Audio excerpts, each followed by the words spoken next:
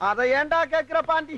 எங்க பாட்டியோட பணம் 3 லட்சம் வந்தவன ஒரு எடுவட்ட பையனை கூப்பிட்டு, அண்ணே உன் பேசு டெரரா இருக்கு, இத வச்சு நீ வட்டிக்கு விட்டா பணத்தை கோடி கோடியா சம்பாதிக்கலாம்னா ஆசைப்பட்டு ஒரு 1 லட்சம் ரூபாய் வரைக்கும் வட்டிக்கு விட்டா அந்த கலசர பள்ளிகளுக்கு பூரா காசை வாங்கினதுல இருந்து ஒருத்தரை கூட கண்ணில் பார்க்க முடியலப்பா.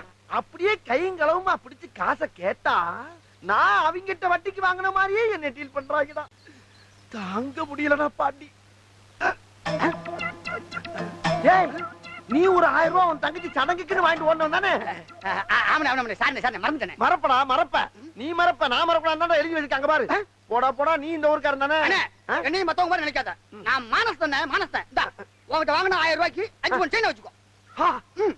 1000 ரூபாய்க்கு 5 பவுன் சங்கிலியா? டே உண்மையிலே இந்த ஊர்ல நீ ஒருத்தன்டாண்டா நல்லவன், ஒருத்தன்டாண்டா. ஆமாண்ணே, நீ கொடுத்த காசை வச்சு இன்னைக்கு நான் நல்லா இருக்கேன். ரொம்ப சந்தோஷப்பா. என்னப்பா அந்த 3 லட்சத்துல 1 லட்சம் போக மீதி 2 லட்சம் இதுல தானே இருக்கு. இப்ப இதே ஐம் பண்ற நீ? அண்ணே, வா போனா எனக்கு ஒண்ணு வேண்டானே. நான் ஒரு யோசனை சொல்றேன் கேட்டியா? என்னப்பா? என்ன நம்பி நீ மெட்ராஸுக்கு வந்தீனா இந்த 2 லட்சத்தை 2 கோடி அவனுக்கு ஆக்கிட்டேன். டேய், என்கிட்ட பணம் வாங்கின அந்த பரதேசி பூரா இதே மாதிரி தான்டா பேசுறாங்க. உன்னைய மட்டும் நான் எப்படா நம்புறது? அண்ணே, நம்புனா நமக்கு நம்ப போனே. உண்மையிலே நீ 1000 ரூபாய்க்கு 5 பவுன் சங்கிலியை கொடுத்துட்டா ரொம்ப நல்லவனா தான்டா இருப்ப. அதுவும் பாக்கிய கமான்ல ஓகேனா தான் இருப்ப. இப்ப மெட்ராஸ் தானே போறீங்க?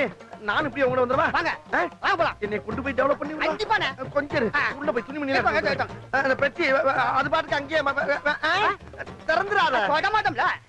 பாவம், நம்மளாவது ஊருக்கு கூட்டி போய் இவரை எப்படியாவது ஒரு கோடீஸ்வரன் ஆக்கி விட்டுருவோம். ஐயா பாண்டி, போமா வாங்க போலாம்.